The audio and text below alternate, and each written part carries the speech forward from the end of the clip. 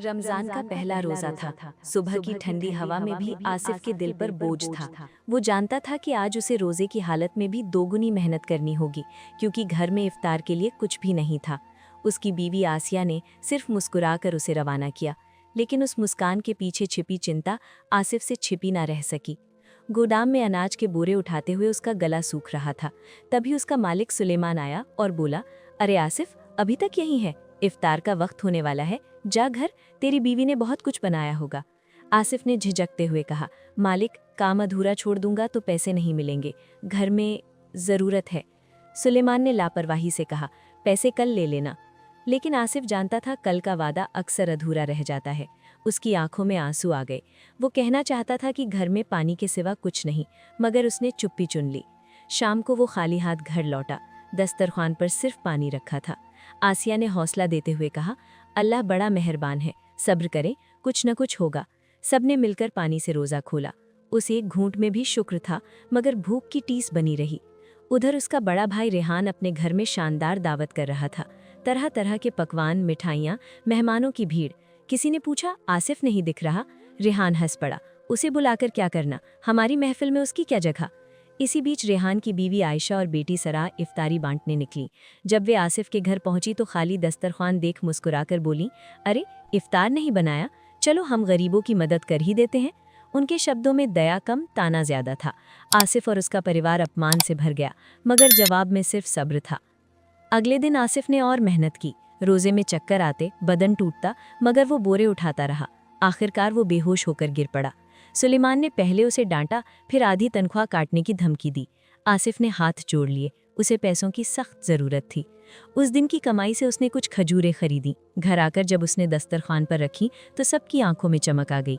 उसी वक्त उसकी बहन फराह आ गई। उसने एक प्लेट खजूर देकर ताना मारा और चली गई। बाद में जब वो रेहान के घर पहुंची और वहां अमीरी के बीच भी अपमान का स्वाद चखा, तब उसे एहसास हुआ कि इज्जत रोटी से बड़ी होती है। दिन गुजरते गए, हालात बदतर होते गए। आखिरकार आसिफ की नौकरी भी छूट गई। अब घर में न काम था न कमाई। ऐसे में उसके छोटे बेटे आदिल ने जिद की कि मैं भी रोज़ा रखूंगा। माता पिता के लिए ये खुशी और चिंता दोनों थी। पहले रोज़े की शाम घर में सिर्फ एक प्लेट इफ्तारी थी, जो किसी ने भिजवाई थी। तभी दरवाजे पर आवाज़ आई, अल्लाह के नाम पर दे दो। बाहर एक बूढ़ा खड़ा था। आसिया ने कहा, अगर ये दे देंगे तो हम क्या खाएंगे? आसिफ ने गहरी सांस ली, हम सब्र कर लेंगे, शायद इसी में बरकत हो। उसने पूरी प्लेट बूढ़े को दे दी। बूढ़े ने ढेरों दुआएं दी। पड़ोस में खड़ी आयशा ने ताना मारा, घर में खुद कुछ नहीं और दान कर रहा है। मगर आसिफ के चेहरे पर सुकून था। रमज़ान का आखिरी हफ्ता आ गया। मायूसी अब भी घर में थी, मगर उम्मीद जिंदा थी। एक रात दरवाज़ा बजा। बाहर कोई न था, बस एक थैला रखा था। अंदर लाकर खोला तो उसमें सोने चांदी के सिक्के थे। सब हैरान रह गए। दूर खड़ा वही बूढ़ा अपनी नकली दाढ़ी उतारकर मुस्कुरा रहा था। वो एक अमीर शख्स था जो ज़रूरतमंदों को आजमाता फिर मदद करता था। उसने देखा था कि आसिफ ने अपनी भूख पर सब्र कर दूसरों को तरजीह दी। अगले दिन आसिफ ने बड़ी दावत रखी, पूरे मोहल्ले को बुलाया। लोग हैरान थे, रातों रात ये बदलाव कैसे? लेकिन आसिफ के चेहरे पर घमंड नहीं, सिर्फ शुक्र था। उधर उसी दिन खबर आई कि रेहान के खेतों में आग लग गई। उसकी दौलत का बड़ा हिस्सा राख हो गया, वो टूट गया। फराह ने कहा, भाई, शायद ये तुम्हारे घमंड की सज़ा है, चलो आसिफ से माफ़ी मांग ले। रेहान अपने परिवार के साथ आसिफ के घर पहुंचा। वहां सब लोग खुशी से इफ्तार कर रहे थे।